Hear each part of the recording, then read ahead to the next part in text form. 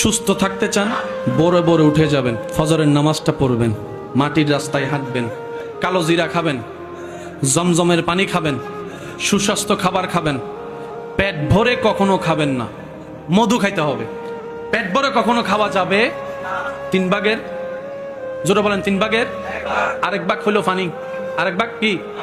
পেটকে 3 ভাগ করবেন, 1 ভাগ খাবার, 1 ভাগ পানি, আরেক ভাগ খালি রাখতে হবে।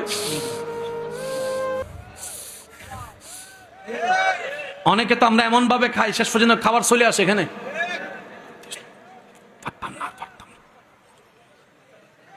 এবার আওয়াজ দিয়ে বলেন, ক্ষতি কি আল্লাহ করে আমাদেরকে নাকি আমরাই নিজেদের ক্ষতি করি?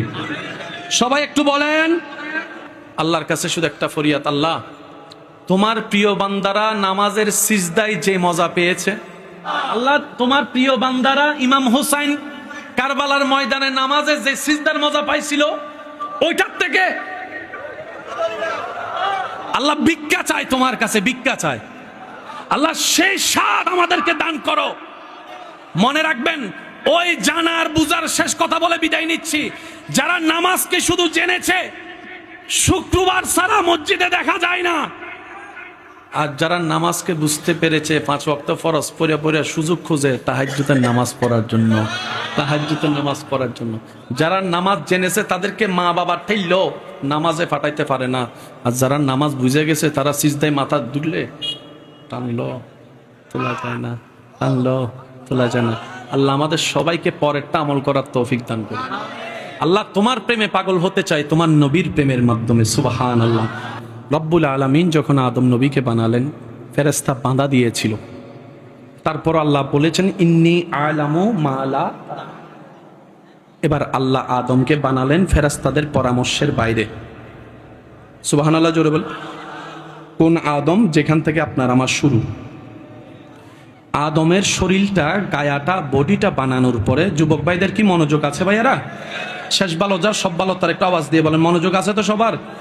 আদম নবীর বডিটা বানানোর পরে আল্লাহ সব ফেরেশতারে ডাকলেন, আয়। এবার আল্লাহ ফেরেশতাদেরকে বলে, দেখ তো কেমন বানাইলাম। সুবহানাল্লাহ যদি ছোট হয় তাইলে কিন্তু চলবে না, আরো জোরে বলেন। ফেরেশতা বানাইতে তো মানা করছিলা, আমি তো বানাইলাম, দেখ তো কেমন বানাইলাম। সর্বপ্রথম ফেরেশতারা আদম নবীর বডি মুবারকের দিকে তাকানোর পরে অপলক নয়নে বলতে লাগলেন অবাক হয়ে, সুবহানাল্লাহ ওয়ালহামদুলিল্লাহ ওয়ালা ইলাহা ইল্লাল্লাহু ওয়াল্লাহু আকবার ওয়াল্লাহু আকবার ওয়াল্লাহু আকবার ওয়ালা হাওলা ওয়ালা কুওয়াতা ইল্লা বিল্লাহিল আলিয়্যিল আযীম। চিৎকার দিয়ে বলেন সুবহানাল্লাহ।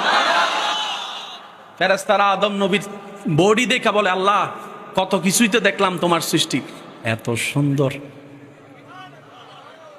সেটা আপনি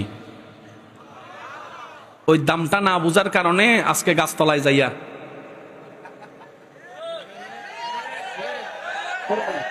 ওই নিজের সম্মানটা না বুঝার কারণে গার্লস স্কুলের সামনে যাইয়া হুন্ডা লইয়া।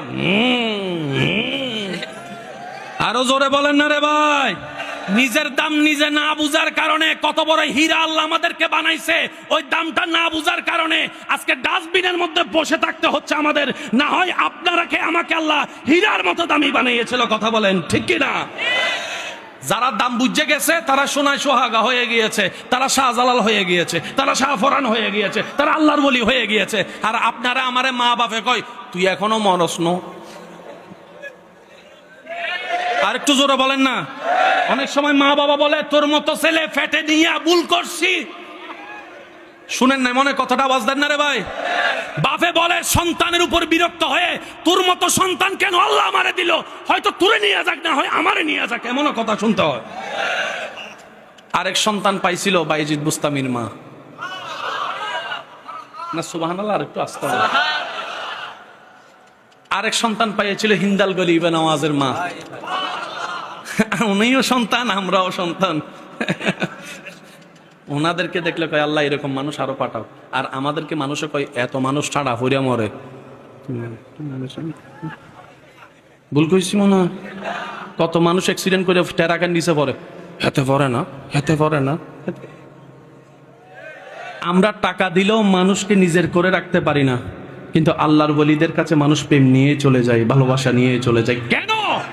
মনে রাখবেন, একটা সহজ সূত্র, এই দুনিয়াতে যে শয়তানের মুখে লাথি মেরে রবকে খুশি করার জন্য নিজের স্বপ্ন চাওয়াকে কুরবানি করে দিয়ে রবের প্রিয় হয়ে যাবে, রব্বুল আলামিন সমস্ত সৃষ্টিকে তার প্রিয় বানায় দেয়।